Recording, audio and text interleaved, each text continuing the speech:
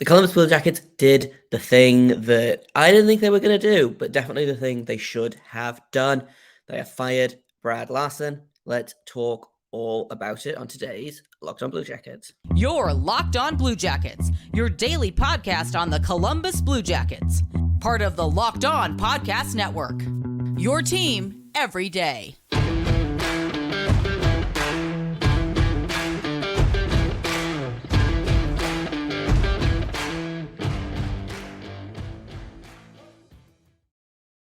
Hello and welcome to Locked On Blue Jackets, part of the Locked On Podcast Network, your team every day. I am, as always, your host, Jay Foster, here to bring you the news, the stories, the good, the bad, and the ugly about your favorite team and mine, the Columbus Blue Jackets.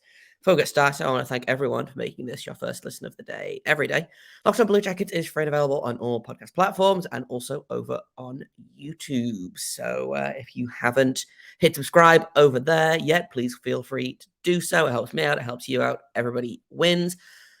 I also want to let you know that today's episode is brought to you by HelloFresh. Skip trips to the grocery store and count on HelloFresh to make home cooking easy, fun, and affordable. That's why it's America's #1 meal kit. Go to HelloFresh.com/NHL60 and use code NHL60 for 60% off plus free shipping. Now, we're going to jump right into today's episode because we have got a lot to talk about.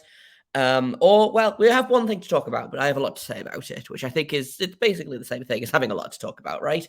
The Blue Jackets have fired Brad Larsen, their head coach. He's been the head coach for 2 seasons.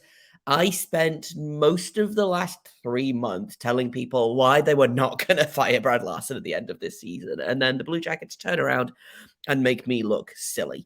But that's fine. I will take the L on this one because honestly, I'm just happy that he's gone. And that's not me wishing bad on a man who, by all accounts, is a perfectly nice man. And, the team liked him a lot. But we've seen a lot of stories come out, especially this season, that we're going to get into in a minute. But let's just go over the bare bones of Brad Larsen. In June 2021, they signed him to a 3-year contract that would have taken him through the end of next season, the 23-24 season. In the 164 games that the Blue Jackets played under Brad Larsen, they were 62, 86, and 16. This season, they were 25, 48, and 9. The thing, last season, they overachieved and still ended up 37, 38, and 7. So, it's fair to say this team has not been good the past 2 years. How much of that is Brad Larsen? Well, we'll talk about that in a little bit. But at the very least of it, these are absolutely fireable numbers. Okay, it's only been 2 years, but this sport moves so fast that I could have seen them giving him another season. I thought they would give him another season, frankly. We talked about it a little bit when they hired him in the first place, or when they promoted him, I guess.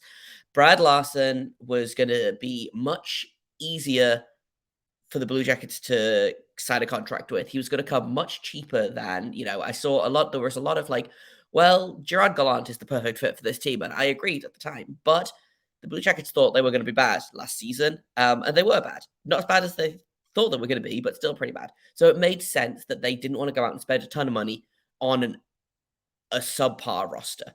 The roster this season, much better than last season, but injured, fighting against themselves a lot of the time. Again, we're going to get into a couple of specific things that I can kind of point to as some issues that the team had with Brad Larsen specifically, but I didn't think that they were going to get rid of him as soon as 3 days after the season finished, if that. No, not even. They fired him on Saturday morning and the season finished on Friday evening. So 12 hours later, which is way, way earlier than I thought. I thought that, if they were going to fire him, it would be halfway through next season. Now, the fact that they fired him now tells me a couple of things.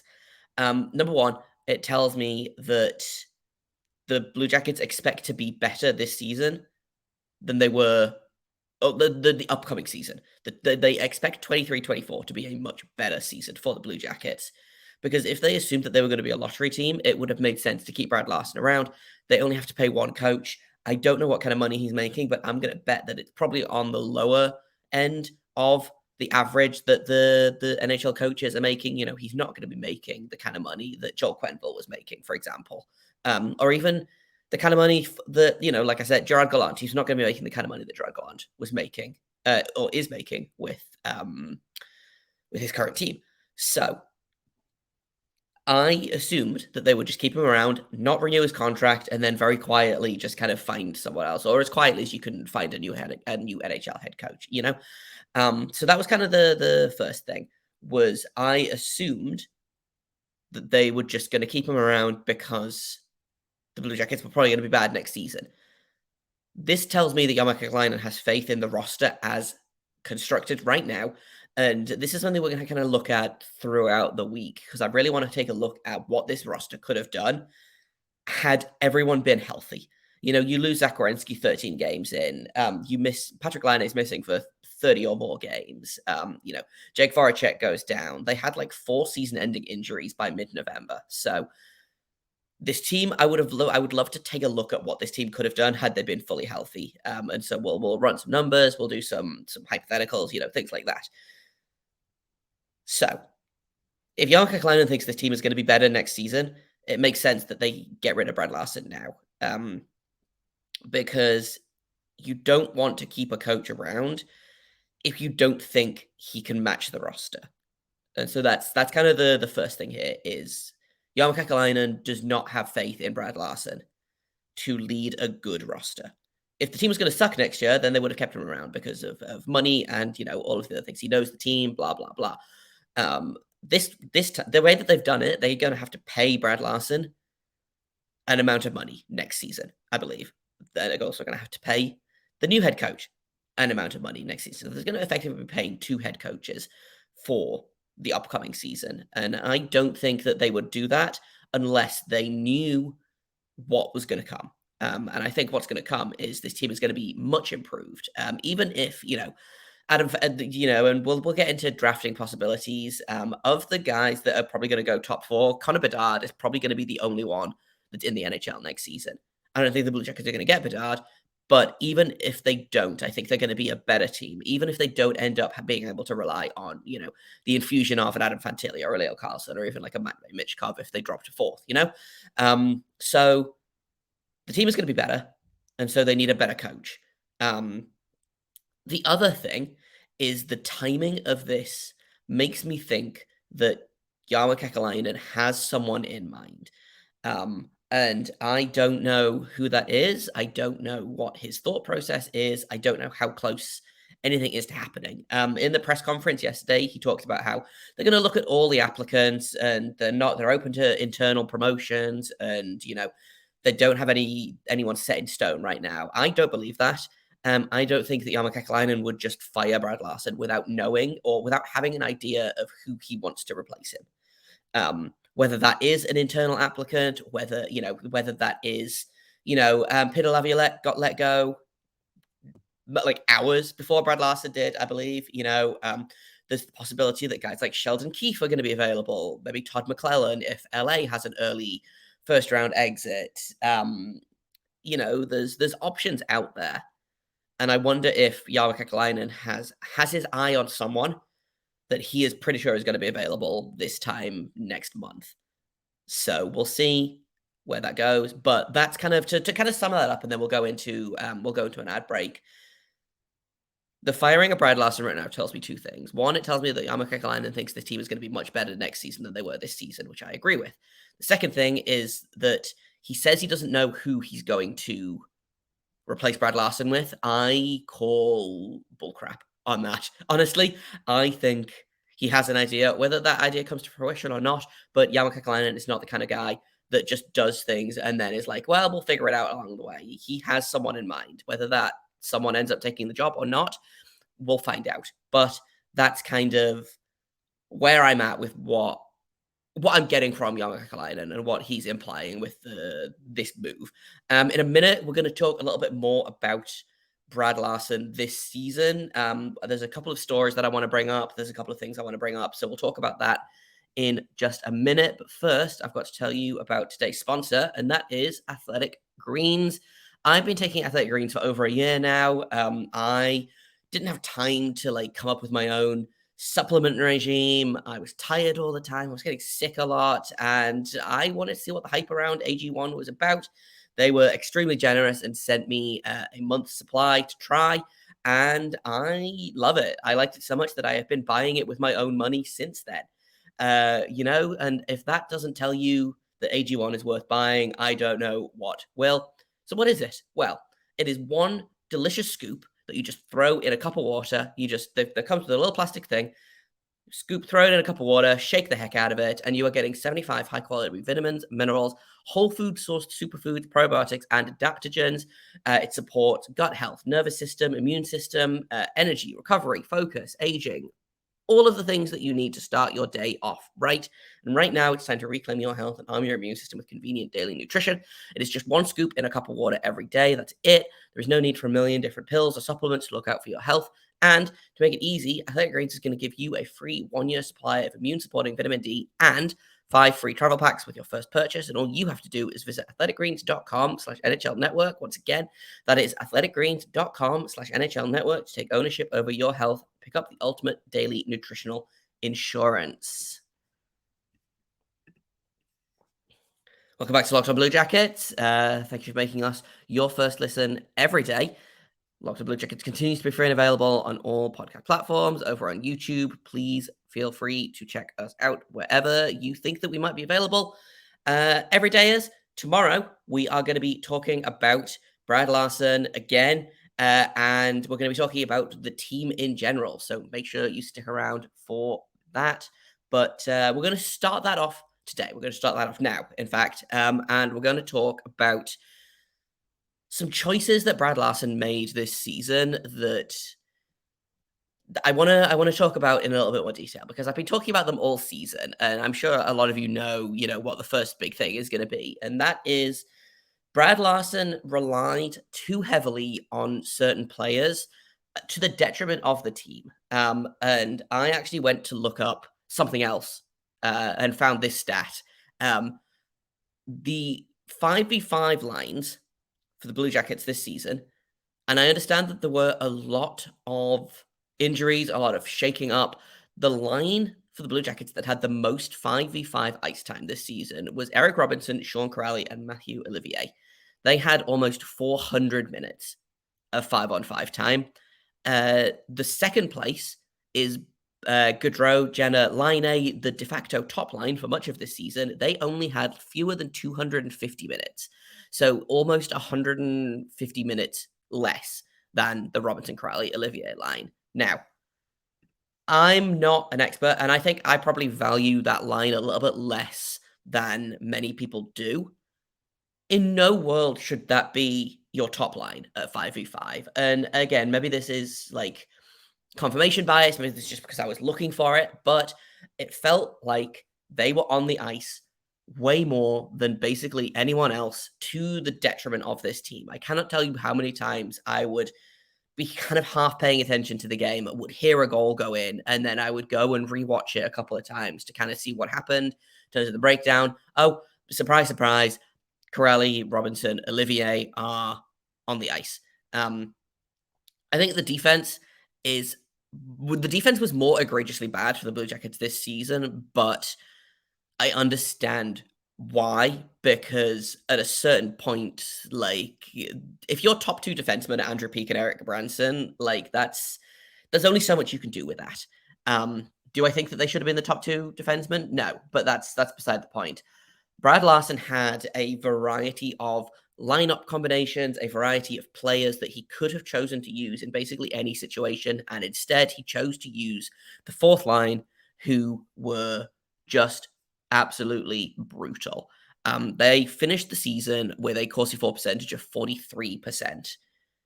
Like, it's not good enough. And there are so few lines on here that finished above that. But for example, Johnny Gaudreau, Boone Jenner, Patrick Laine, 52%. Gaudreau, Roslovic, Laine, 51%. Laine, Roslovic, Chinikov, 50%. Johnson, Roslovic, Voracek, they only played about 45 minutes the entire season because Voracek was injured basically immediately. 52%,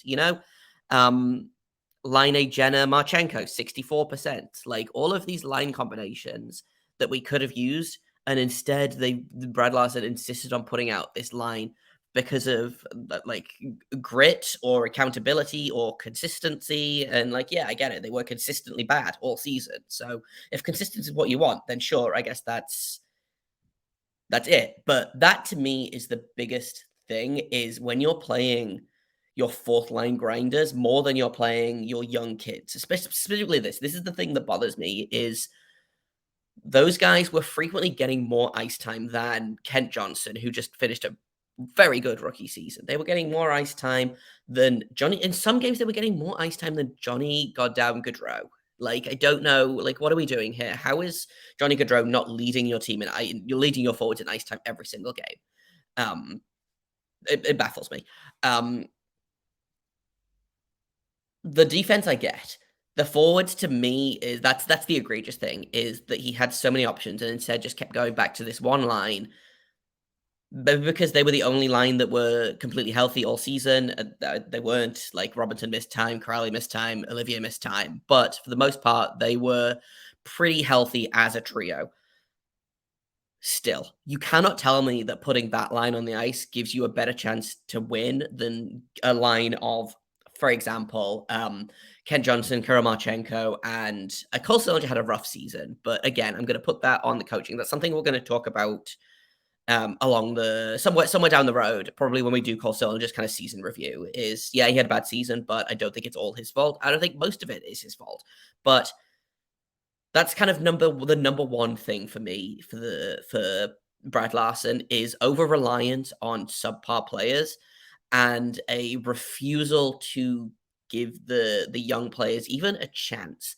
It felt like, and this is kind of something again that I've talked about all season, is young players and young skilled players specifically had such a short leash with Tortorella, but he would at least give them that chance. It felt like Kent Johnson basically had to force his way into the top six because there was literally no one else.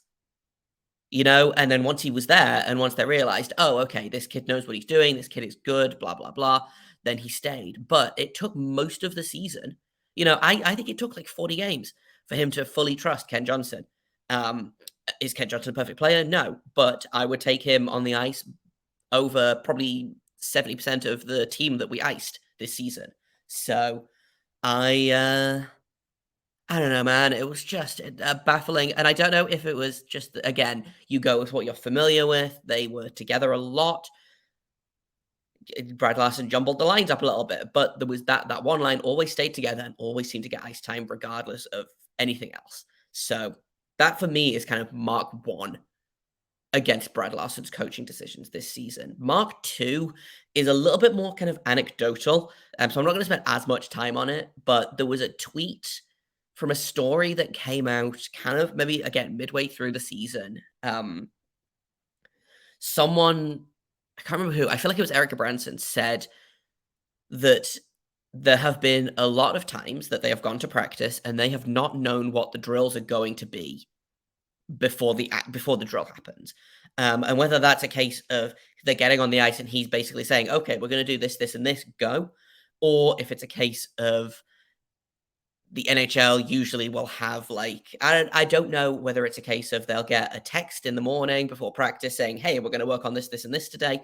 And they haven't been getting that. Or if it's just literally a case of Brad Larsen being like, hey, do drill X and then just letting them go. But to me, that feels like a lack of preparedness that is unacceptable for an NHL coach. And for someone to speak out about that publicly to the media as well and not have that conversation behind closed doors, I think also speaks to just how bad it's gone. Like, was that tweet supposed to be tweeted out? Was it supposed to get as much attention as it did? Maybe not. But the fact of the matter is, you've got one of your veteran guys that, you know, for better or worse, and again, we're going to talk about Erica Branson's season when we do his kind of season review episode. For better or worse, this is a guy that's been around the league for a long time. He has more NHL games than every other defenseman on the roster put together, basically, at this point. Whether he's good on the ice or not, he is a respected name in this locker room. He is a veteran. He is a respected name around the league because you don't get to nearly 800 NHL games without being able to, have a say in this kind of thing, and for him to go out there and say, hey, we don't know what we're doing in practice because the coach doesn't tell us, like, that speaks volumes to me about how they thought of Brad Larsen and how he was in the room. Um, and neither of those things are particularly good. In a minute, we are going to wrap up this episode, and we're just going to talk a little bit more about. I don't want to get hugely into the Blue Jackets season as a whole because that's something I want to talk about in tomorrow's episode in a little bit more detail. But I want to kind of just do a quick overview of just how bad this team was this season, because I think they were worse even than some people realize. So we're going to talk about that in just a minute on Locked On Blue Jackets. Okay, so I talked a little bit earlier about just how bad this team was, and like I said, I don't want to get like hugely into just how bad. Like, I don't want to get into specifics and like the real nitty gritty because I want to talk about that tomorrow when we're going to do kind of an overview of how the season went. But we're talking about Brad Larsen. We're talking about Brad Larsen's coaching style, and we're talking about why he's no longer here. So I figured we would just kind of look at the season as a very kind of general roundup. Like I said at the top of the show, the Blue Jackets were 25, 48, and 9 this season. That's just abysmal. Like, what is it? Like, I think it's, I believe it is a 0.36 something point percentage.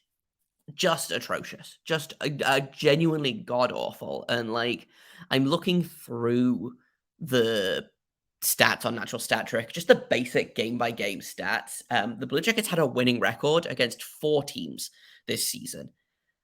Like, and one of those is the Calgary Flames, who they beat they beat once and then lost in overtime too, which technically is above 500, but the other teams that they beat the Winnipeg Jets both times, they beat the San Jose Sharks both times, and they beat the Edmonton Oilers both times.